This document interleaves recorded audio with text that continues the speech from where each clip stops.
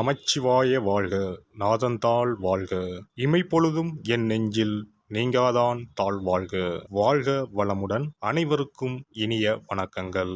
அக்னி கிரகமான சூரிய பகவான் மற்றொரு நெருப்புக்கோளான செவ்வாயின் ஆதிக்கத்தில் உள்ள விருச்சிக ராசியை கடக்கும் சுமார் 1 மாத காலத்தையே நாம் கார்த்திகை மாதம் என்றும் விருச்சிக மாதம் என்றும் அழைக்கின்றோம். துலாம் ராசியில் தனது வீரியத்தை தானே குறைத்து கொண்ட சூரிய பகவான் மீண்டும் தனது பூரண வீரியத்தை பெற்று வலம் வரும் மாதமே கார்த்திகை மாதம் எனவும் விருச்சிக மாதம் எனவும் கூறுகின்றோம். நிகழும் ஸ்ரீ மங்களகரமான விசுவாசு ஆண்டு நவம்பர் மாதம் 17ஆம் தேதி திங்கட்கிழமை அன்று மகா பிரதோஷம் கூடிய நன்னாளில் துவாதசி திதியில் சித்திரை நட்சத்திரத்தில் பிரீத்தி நாம யோகத்தில் சித்த யோகத்தில் இந்த மகத்தான கார்த்திகை மாதம் பிறக்கின்றது. இம்மாத கிரகநிலை என எடுத்துக்கொண்டால் கார்த்திகை 1ஆம் தேதி 17/11/2025 அன்று கும்பராசியில் சனி பகவான் வக்ர நிவர்த்தி அடைகின்றார். கார்த்திகை மாதம் 2ஆம் தேதி 18/11/2025 அன்று கடகத்தில் குருவின் வக்கரம் நடக்கின்றது.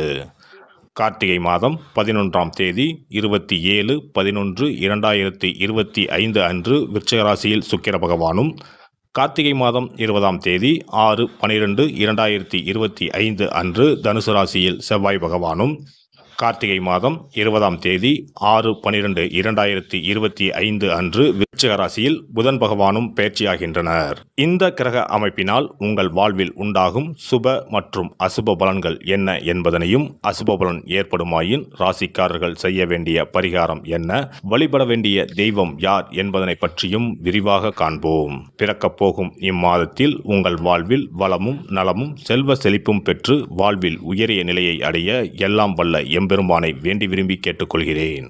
மிதுன ராசி அன்பர்களே, கார்த்திகை மாத கிரக நிலைகளை ஆராய்ந்து பார்க்கும் பொழுது மாத தொடக்கத்தில் உங்கள் ராசிநாதன் புதன் பகவான் பூர்வ புண்ணிய ஸ்தானத்தில் சஞ்சரிக்கிறார். அவரோடு பலம் பெற்று சுக்கிரன் இணைந்து புத சுக்கிர யோகத்தை உருவாக்கும் விதத்தில் இருப்பதால் செல்வ நிலை உயரும், செயல்பாடுகளில் வெற்றி கிடைக்கும், ஆரோக்கியம் சீராகும், தொழில் வளர்ச்சியில் இருந்த இடையூறு அகலும், குடும்பத்தில் உள்ள பெரியவர்கள் குழந்தைகளால் வரும் பிரச்சனைகளை சமாளித்து விடுவீர்கள். நீண்ட நாளாக எதிர்பார்த்த ஒரு சில நல்ல காரியங்கள் இப்பொழுது நிறைவேறும்.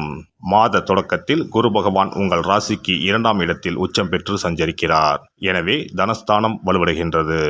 ஆனால் அவர் கார்த்திகை 2ஆம் தேதி முதல் வக்கரம் பெறுகிறார். எனவே வருமானத்தில் தட்டுப்பாடுகளும் வரலாம். தசாபுத்தி பலம் இழந்திருப்பவர்களுக்கு கடன் கைமாற்று வாங்கும் சூழல் உருவாகும்.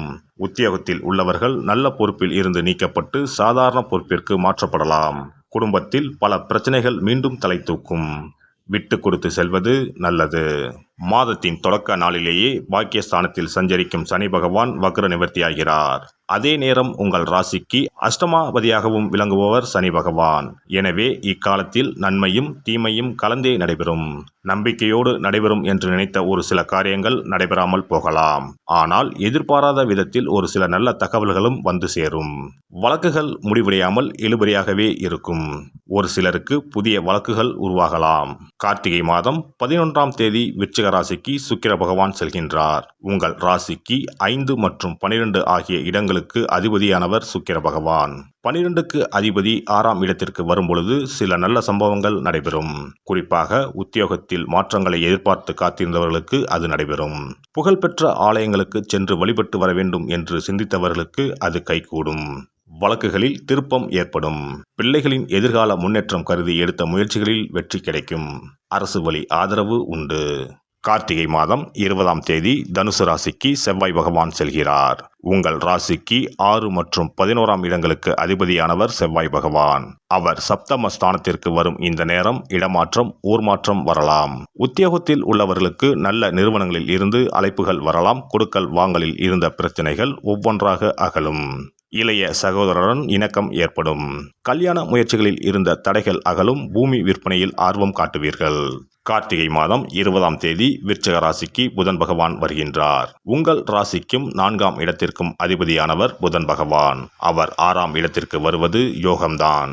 நிறைந்த தனலாபம் தரக்கூடிய விதத்தில் சில வாய்ப்புகள் இல்லம் தேடி வரும். புதிய நண்பர்கள் அறிமுகமாவார்கள். பிரபலமானவர்களின் பின்னணியில் சுபகாரியங்கள் நடைபெறும். புதிய தொழில் தொடங்கும் திட்டங்கள் வெற்றிகரமாக நிறைவேறும். கல்விக்காகவும் கலை சம்பந்தமாகவும் எடுத்த முயற்சிகள் கைகூடும். பொது வாழ்வில் உள்ளவர்களுக்கு நல்ல பொறுப்புகள் கிடைக்கும். வியாபாரம் மற்றும் தொழில் செய்பவர்களுக்கு கணிசமான தொகை கைகளில் புரளும். உத்தியோகத்தில் உள்ளவர்களுக்கு உயர் பதவி உண்டு. மாணவ மாணவியர்களுக்கு பெற்றோர் ஆசிரியர்களின் ஆதரவு உண்டு. பெண்களின் எண்ணங்கள் ஈடேறும். வருமானம் திருப்தி தரும். நல்ல வாய்ப்புகளை சற்று தாராளமாகவே அள்ளித்தரும்படி முக்கிய கிரகங்கள் அனுகூலமாக சஞ்சரிப்பதால் வாய்ப்பினை சரியாக பயன்படுத்திக் கொள்ளுங்கள். சனி பகவான் மற்றும் ராகு பகவானின் கூட்டுச் சேர்க்கை நிகழ்ந்துள்ளதால் பாக்கியஸ்தானத்திற்கு சிறிது தோஷம் ஏற்பட்டுள்ளது. அதன் விளைவாக தேவையற்ற செலவுகளில் பணம் விரயமாகும். சனி மற்றும் ராகுவிற்கு பரிகாரம் அவசியம். அருகில் உள்ள திருக்கோவில் ஒன்றில் சனிக்கிழமைகளில் மாலையில் தீபத்தில் சிறிது பசுனை அல்லது எள் எண்ணெய் சேர்த்து தரிசித்து விட்டு வருவது உடனுக்குடன் பலன் அளிக்கும். இம்மாதம் அபிராமி அம்மன் வழிபாடும் நன்மையை தரும். பணத்தேவையை பூர்த்தி செய்யும் நாட்கள் நவம்பர் 17, 27, 28, டிசம்பர் 2, 3, 8, 9. மகிழ்ச்சி தரும் வண்ணம் பச்சை. சிறப்பு பரிகாரம். கழுத்தை நெரிக்கும் கடன் தொல்லையா? தடையின்றி வீட்டில் பணம் புழங்க கை கொடுக்கும் வெள்ளம் பரிகாரம். எவ்வளவு சம்பாதித்தாலும் கடன் தொல்லைகள் விரட்டி விரட்டி வருகிறதா? கழுத்தை நெரிக்கும் பிரச்சனைகளிலிருந்து விடுபட எளிய பரிகாரங்களை செய்து அதிலிருந்து மெல்ல மெல்ல மீண்டு வரலாம். பெரும்பாலும் கடனில் மூழ்கி இருப்பவர்களுக்கு நிம்மதி என்பதே இருக்காது. ஒவ்வொரு நாளும் ஒவ்வொரு யுகமாக நகரும். சொல்ல முடியாத அளவுக்கு மன உளைச்சலுக்கும் ஆளாவார்கள். இது போன்ற தொந்தரவில் சிக்கியுள்ளோர் பச்சரிசி பரிகாரங்களை செய்யலாம். இந்த பச்சரிசி பரிகாரத்தை வெள்ளிக்கிழமை, பௌர்ணமி வரும் நாட்கள் அல்லது புரட்டாதி நட்சத்திரம் வரும் நாட்கள், சதுர்த்தி நாட்கள் இப்படி ஏதாவது ஒரு நாளில் இந்த பரிகாரத்தை செய்யலாம். பிரம்ம முகூர்த்தத்தில் செய்வது மிகவும் நல்லது. இதற்கு ₹1 நாணயம் மொத்தம் 11 எடுத்துக்கொள்ள வேண்டும். நாட்டு மருந்து கடைகளில் கிடைக்கும் புனுகு என்ற பொருள், ஜாதிக்காய், ஏலக்காய் போன்றவற்றையும் வாங்கி வைத்துக் கொள்ள வேண்டும்.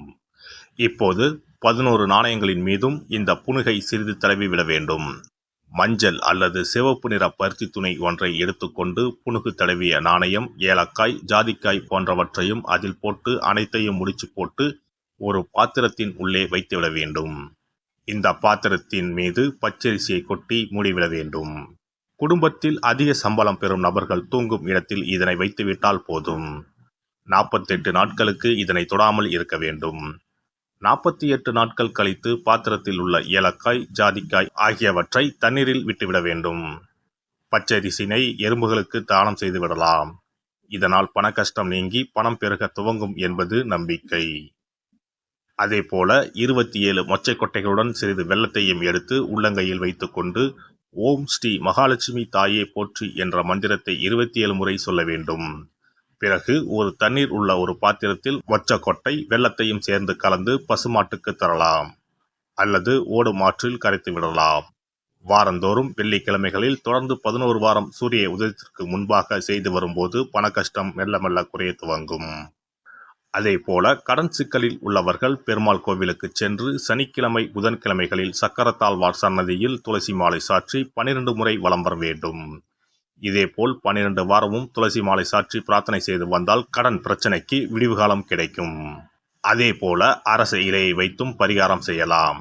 அரச இலையில் மஞ்சள் பிள்ளையாரை பிடித்து வைத்து அதற்கு குங்கும பொட்டு, பூ வைத்து பூஜை அறையில் வைத்து தீபம் ஏற்ற வேண்டும். ஒரு வெற்றிலையை எடுத்து அதில் உங்களது கடன் தொகை எவ்வளவு என்பதையும் அந்த கடன் தீர வேண்டும் என்றும் எழுத வேண்டும். பிறகு வெட்டிவேர் ஒரு துண்டு, நெல்மணி ஒரு ஸ்பூன், 2 அருகம்புல் போன்றவைகளை வெற்றிலையில் வைத்து மஞ்சள் பிள்ளையாரின் முன்பு வைத்துவிட வேண்டும். இப்போது பிள்ளையாருக்கு தீபாராதனை காண்பித்து கடன் பிரச்சனை சீக்கிரம் தீர வேண்டும் என்று பிரார்த்தனை செய்து கொள்ள வேண்டும். இப்படி வாரம் வாரம் வெள்ளிக்கிழமையில் வழிபட்டு வரும்போது பலன் கிடைக்கும். எந்த ஒரு பரிகாரமாக இருந்தாலும் முழு மனதுடன் முழு நம்பிக்கையுடன் செய்தால் மட்டுமே பலன் கிடைக்கும். எல்லாம் வல்ல இறையருளால் நீங்களும் உங்கள் அன்பு குடும்பமும் உடல் நலம், நீலாயுள், நிறை செல்வம், உயர் புகழ், மெய்ஞானம் ஓங்கி வாழ்க வளமுடன். இந்த வீடியோ பதிவு உங்களுக்கு பிடித்திருந்தால் லைக் பண்ணுங்க, கமெண்ட் பண்ணுங்க, ஷேர் பண்ணுங்க, மறக்காம சப்ஸ்கிரைப் பண்ணுங்க, பக்கத்துல இருக்கிற பெல் பட்டனை கிளிக் பண்ணுங்க. நன்றி, வணக்கம். ஓம் நமச்சிவாய. சிவாய நம.